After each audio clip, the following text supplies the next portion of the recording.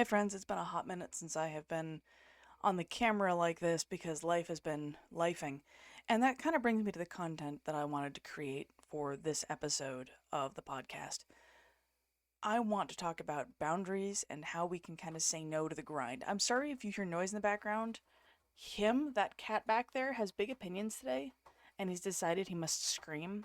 That's all of them. So if you hear scratching noises or cat yelling, if you're just listening to the audio, that's why.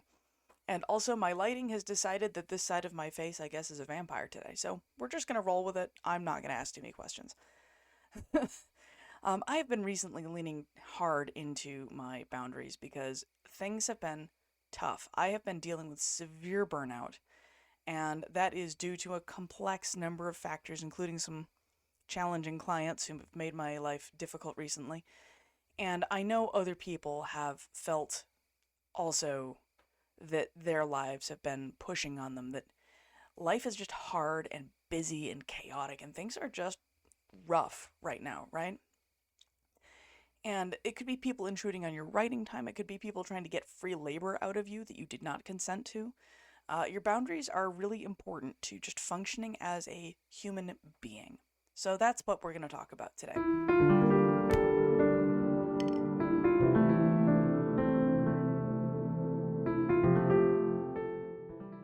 About today. If you're new to the podcast, hi, I'm E, and this is Authority, where we spill the tea on the publishing industry. I am E. Probilski. I'm an author, editor, and mapmaker. I've been doing publishing for about 17 years. I talk about neurodivergence, queerness, all kinds of things.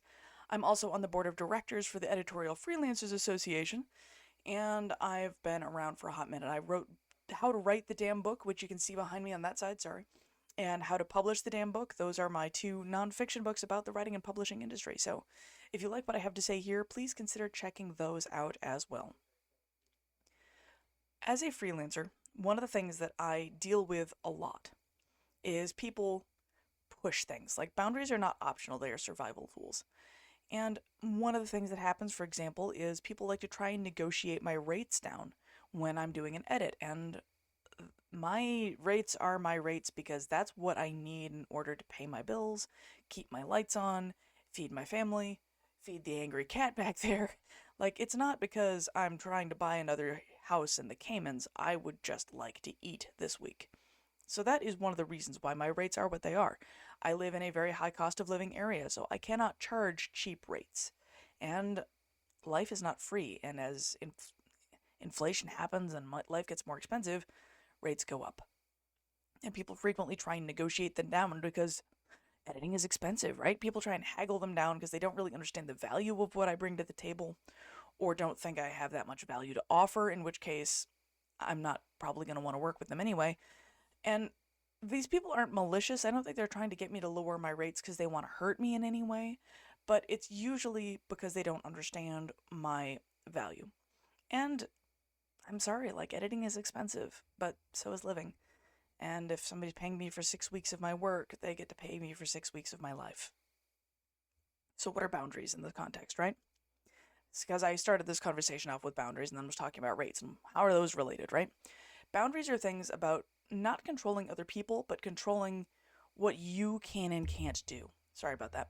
What you can and can't accept, what is and isn't right for you. A good example of a boundary is if you raise your voice at me, I'm not going to feel comfortable with this conversation, and I will end the conversation until you have calmed down and we have had a chance to work things out. Or take a breath. That is an example of a boundary. That's an if this thing happens, here's how I will reply to it. It's not you are not allowed to do this. It's if this occurs, here's what my response will be. They can kind of help you determine what you can and can't tolerate in your life, in your space, in your interactions with people. Another example could be like, I'm not taking work calls or checking my work email after work hours because otherwise I will never stop working. Guess who has had to kind of set that boundary? Because if I go into my work email and my off hours, I will never stop working. I learned that the hard way through catastrophic burnout. Boundaries are really important, and they come in two flavors. There's the hard boundary and the soft boundary. Hard boundaries are not flexible, they're not negotiable. They are, if you're yelling at me, I'm going to walk away from this conversation because I don't do being yelled at.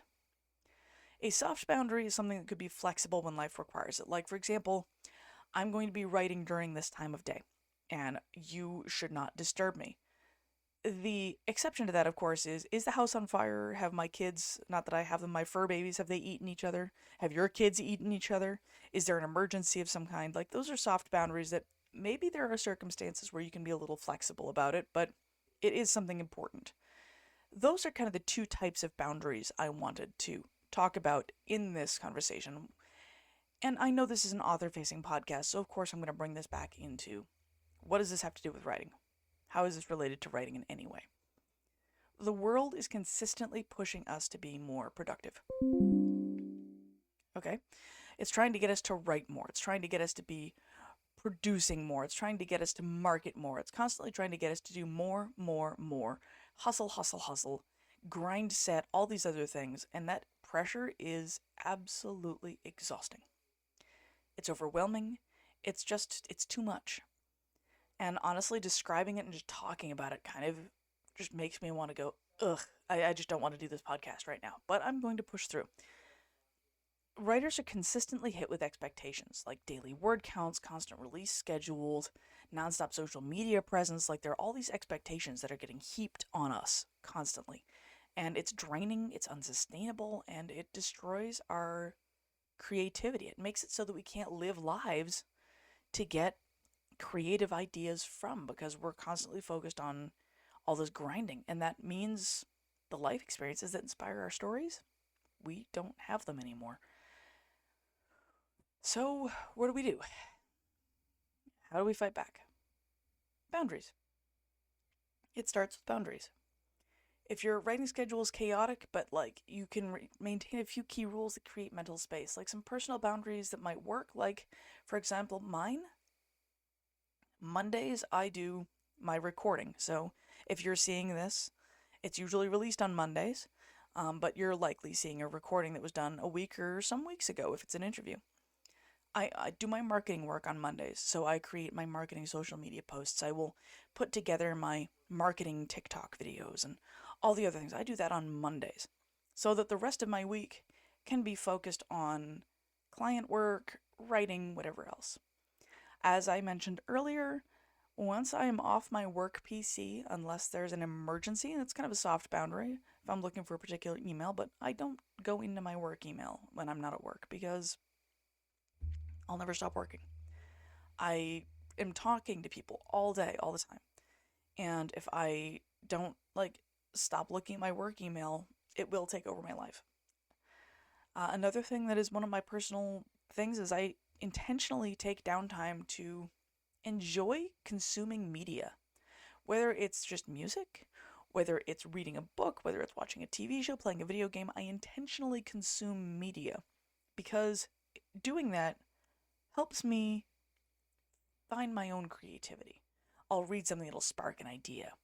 Or things like I play Dungeons and Dragons a couple times a week, and that helps spark my creativity. I protect that time because while it doesn't look like intentional, serious writing time or business time, it's intensely creative time that gives me stories and experiences and time with friends that I can draw on. It kind of refills my creative well. As far as word counts, I do not have word count plans for any particular day unless I'm ghostwriting or editing. I write as much or as little as I can that day and then just keep moving. I have ideas of maybe I'll write about XYZ, but I don't really set myself hard word count limits because that triggers my I don't wanna. I have pathological demand avoidance, or as many of us like to call it, persistent demand for autonomy. And if I try and put those limits on myself and require myself to be butt in chair X number of hours a day, X number of words, my brain is like, absolutely not, we aren't doing that, and you cannot make me. So I don't do that to myself. And in addition to that, one of my other things that I do is I have low pressure creative hobbies that don't really get shared a lot. I'm writing a fanfic over on AO3 very slowly. I'm not going to tell you which one. I'm not. You don't get to know that because it's very spicy and not in my brand, but that's fine. But I'm writing that because there's no expectation of how soon, how fast I upload, whether or not it's perfectly polished and edited. I can just write what I feel like writing and share it, and people enjoy it or they don't. Doesn't matter. I create those spaces for myself. And, like, for example, during this conversation, I set a boundary of I'm not telling you what my AO3 handle is, and I'm not telling you what fic I'm writing, because the rest of you don't need to know that. I also have two separate computers. Actually, I have three. I have my work PC, which is the one in my office, which is what you see in these videos. This is my office. It has my books and everything behind me. Like, this is my office space. And when I'm in this space, I work. When I'm not in this space, I don't work. My other PC, the only time I ever use that for work is if I'm doing rendering of video or I'm doing art, because this computer doesn't really handle art so well. It's just not designed for that. So I use my other PC for gaming, mostly, and fun things like that. I don't have my work programs on it. In fact, I pulled almost all of my work files off that PC, so I can't even access them because I don't use cloud computing for all of my stuff. I back things up, but I can't easily access what I'm working on right now because I try to make it hard for myself, because if I don't include those layers of friction, I'll never stop working. Ever. Having these boundaries allows me to actually rest. It gives me downtime in my downtime rather than constantly trying to push myself to create, constantly grinding and grinding.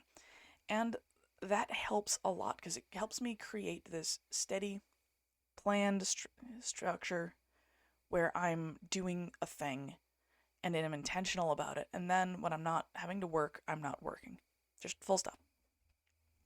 So those are my boundaries. How would you construct yours? What are your boundaries? What should they be? Because obviously, if you're still listening to this, you are interested in boundaries and want to know how in the world I have accomplished this. Or maybe you already know and think maybe I have something useful to tell you. So let's get into how do we construct boundaries. The first thing you need to understand is that everybody's needs are different. Your boundaries and my boundaries might not look the same, because what you need as a person might well be completely different for what I need as a person. As an autistic ADHD person, like I said, I have demand avoidance, all this other stuff. My boundaries have to be around protecting my time and creativity, not pushing myself to accomplish things. Some people need that extra push. So you identify your needs. That's the first step, is identifying what it is you actually need. What do you need to balance your life and your work? How does that look? Does this mean like setting hours, set days off, saying no more often, which I'm trying to learn and failing at, but we won't talk about that, or adjusting to things based on like disability or health or energy? Like, I am disabled. I spent the last week before recording this video in what I affectionately call splat mode. I had just come back from Author Nation, which was the first week of November, which is phenomenal. I love Author Nation. I had a great time, but I was in splat mode for the entire week afterwards, and I knew I would be. So I didn't schedule anything strenuous during that week because I needed recovery time. Again, there's a boundary. So you have to learn what your needs are. And once you've identified what your needs are, you have to decide what's reasonable. Boundaries can be like no work after emails. That's solid and reasonable.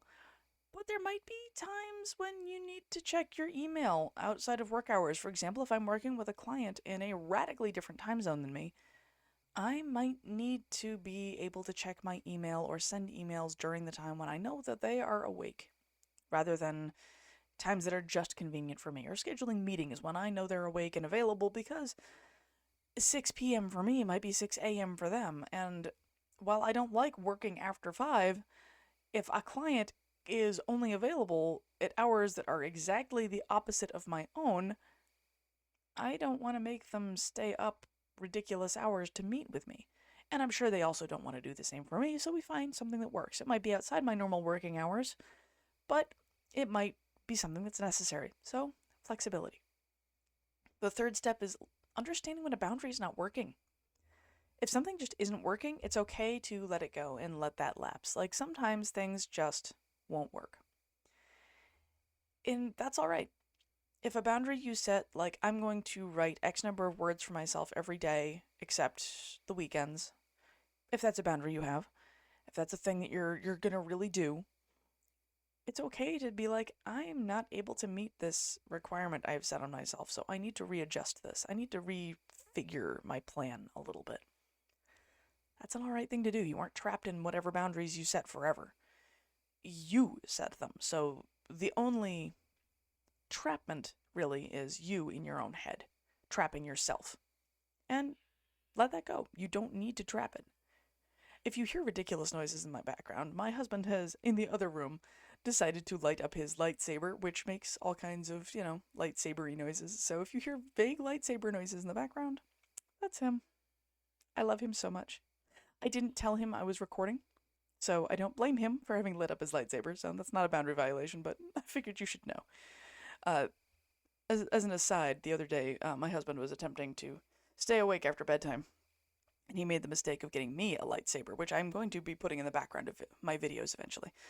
And so I grabbed my lightsaber and started whacking him with it until he decided to go to bed. So it was just, making all the lightsaber attack noises. And it turned into a lightsaber duel. I won, so he went to bed, but that's our marriage. And that's why we've been married for 17 years, because of nonsense like that. Lightsaber duels to go to bed. Anyway, back to boundaries. um, Also, like, understanding sometimes one of the things that you need to know about boundaries and what about needs too is sometimes your needs aren't what they seem to be in the moment. Sometimes you really think that you need a nap and that, like, you need to just not be doing anything at all today. And sometimes it's because you missed lunch that you think you need the nap and to stop functioning today. Because blood sugar crash. So, what you really need in that instance is to eat something rather than ignore the food need and just go ahead and go to sleep. That is also life experience. We're not going to talk about the number of times I've done that, and that's why I had someone with me at Author Nation to make sure that I actually ate the food and drank the water and took the breaks, because otherwise I don't do that. I'm bad at it. I get hyper focused on the socializing and everything else goes away. The crux of all of this is this kind of meandering episode of the podcast is that you're human and humans need rest. And setting boundaries can help you create an atmosphere where you can rest and recover. Creativity does not survive with the grind set, endless grinding. That's one of the reasons why people who do rapid release can only do it for a limited amount of time. They can't do it forever because it'll ruin them. They will exhaust themselves, their creativity will drain, and they might even quit writing altogether.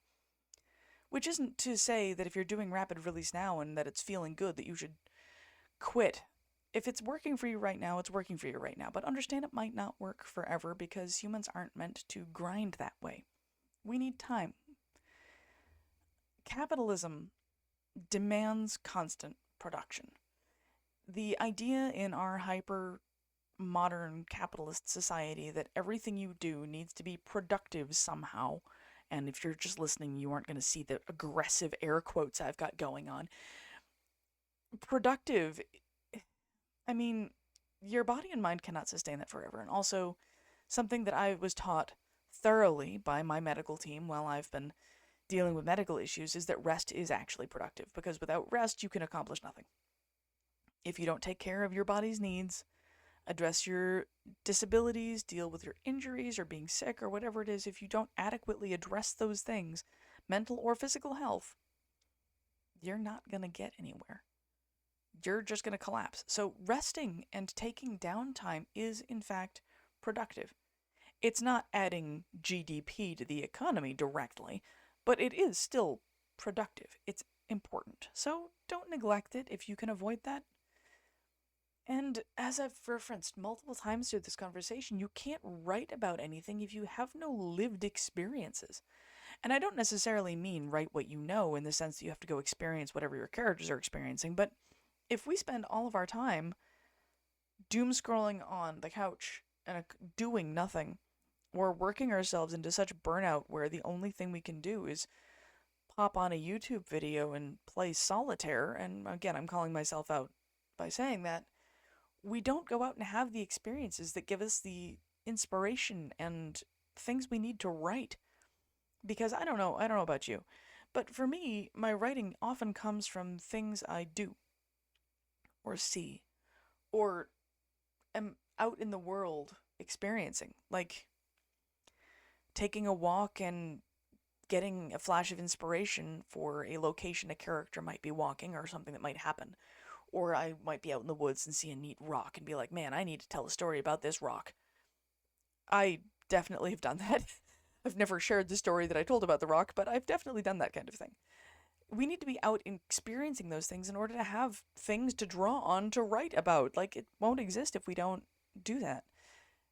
It gives us also, like, consuming other media, and I mean long form media, not like scrolling TikTok or Instagram, which can sometimes lead to inspiration, but I'm talking about like reading books, watching movies, playing video games that have a good plot, like things that are longer term engagement drivers.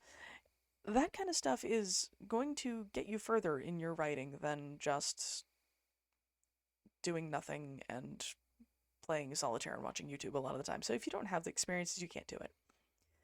And healthy boundaries help prevent burnout and support a sustainable career. I'm sure that you have talked to, met, or even been the author who has just been so burnt out that they're like, I'm done. I'm done. Sometimes they are permanently done, sometimes it's just done for a while.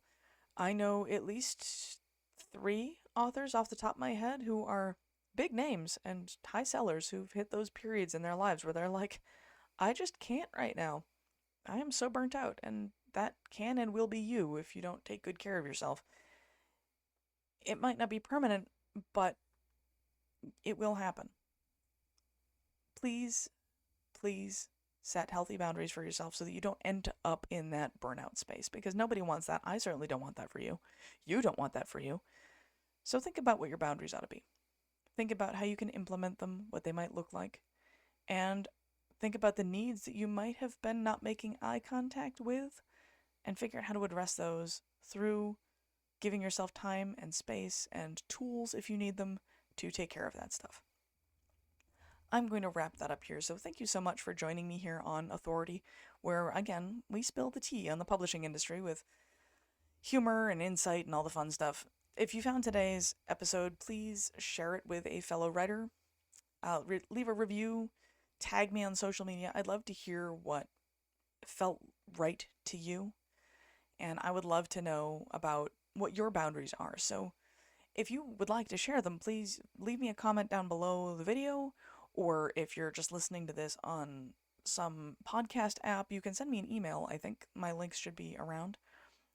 But contact me, let me know what your boundaries are, and or what you're struggling with, and maybe we can come up with something together. But reach out, I'm here. I love to talk to people. Your voice and your writing, those things all matter. And honestly, if you are still wearing pants at this point in the writing process, I would count that as a win. You're ahead of the curve, because the video is only from the chest up for a reason. So, you know. All right. I'll see you next week. Take care. Stay safe out there. Have a great day.